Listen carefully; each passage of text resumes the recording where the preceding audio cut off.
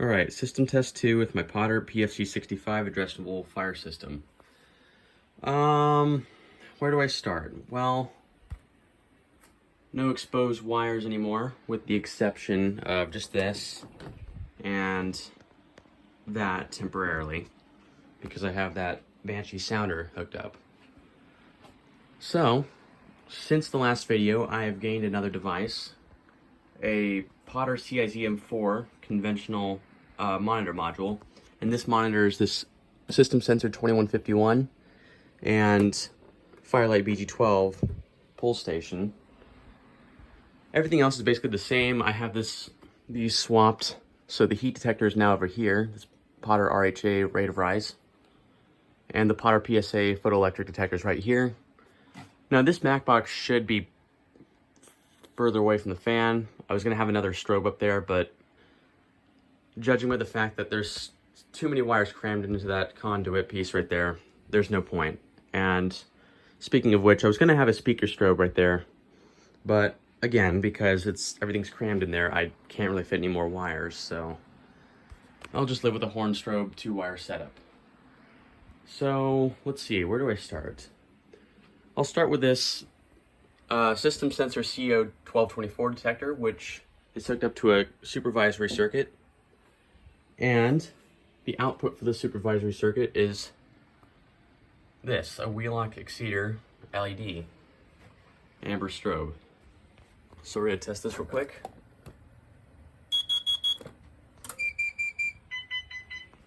And I have that set to do temporal 4. There you go.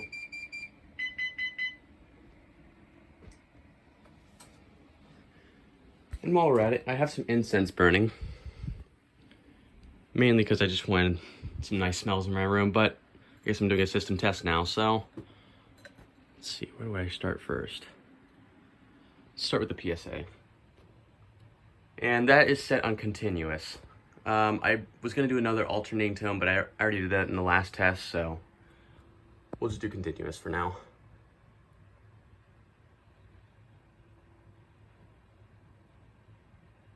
And I think it's on alarm verification still, so might take a second.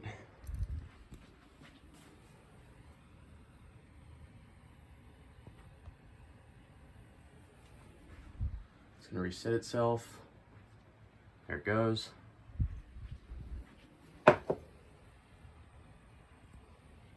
And it's pretty much guaranteed to go into alarm because it reactivated. It's got about 3 seconds left.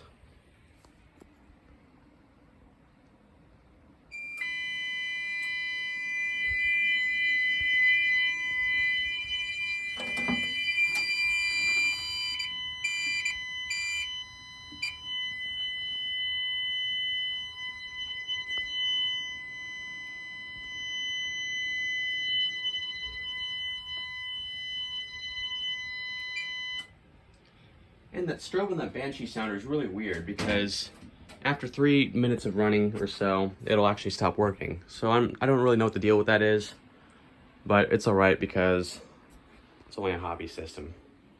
So let's see, where should we do next? I think the next thing I will do is probably a conventional smoke detector.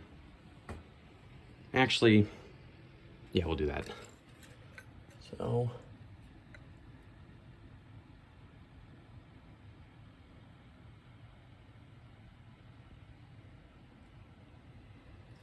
that should be good.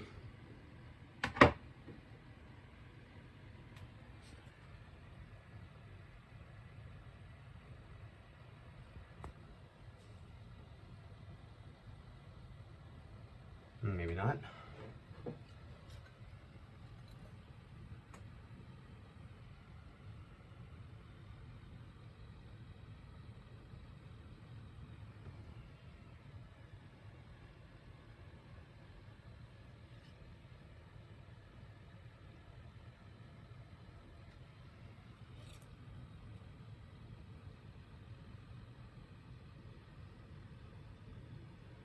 Let's see here.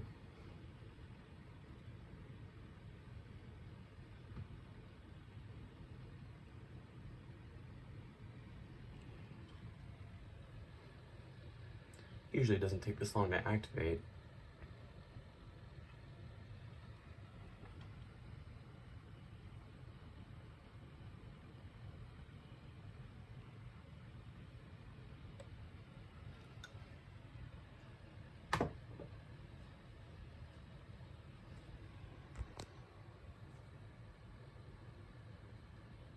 Oh, there it goes.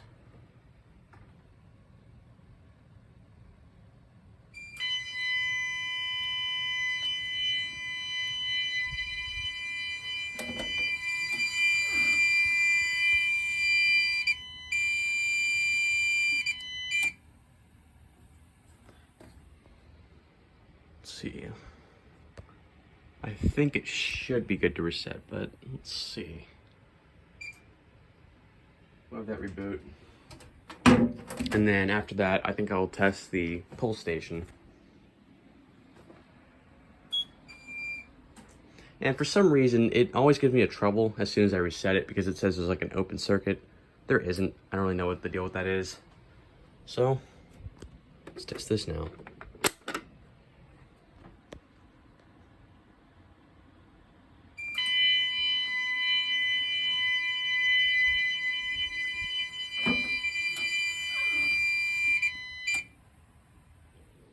I'm gonna go reset that real quick.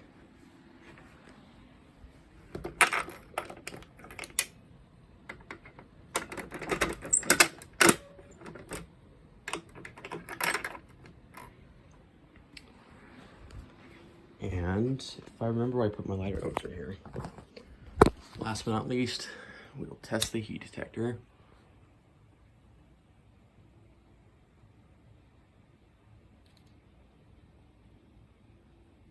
There we go.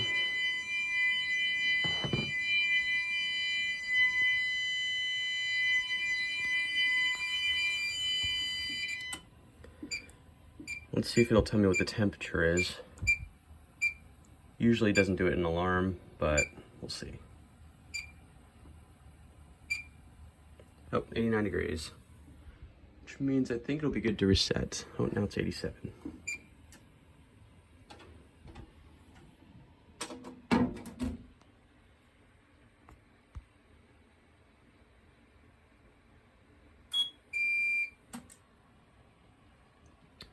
And I guess I'll just test this real quick. You might have seen this in the last video. I don't know if I had it installed then, but I have a Wheelock RSS right here with the red lens.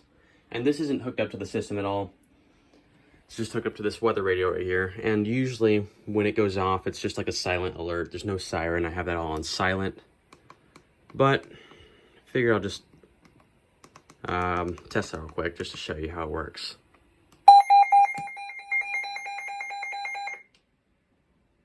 Wait a minute. See if that works again. Oh, I'm dumb. I had that plugged out.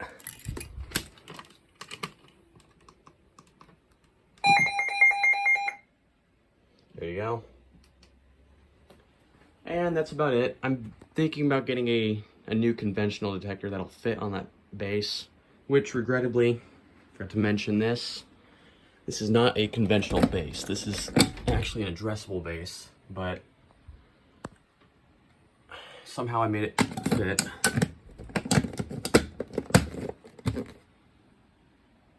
And maybe in the next test, I don't know if I'll fix that, but we'll see. So thank you for watching.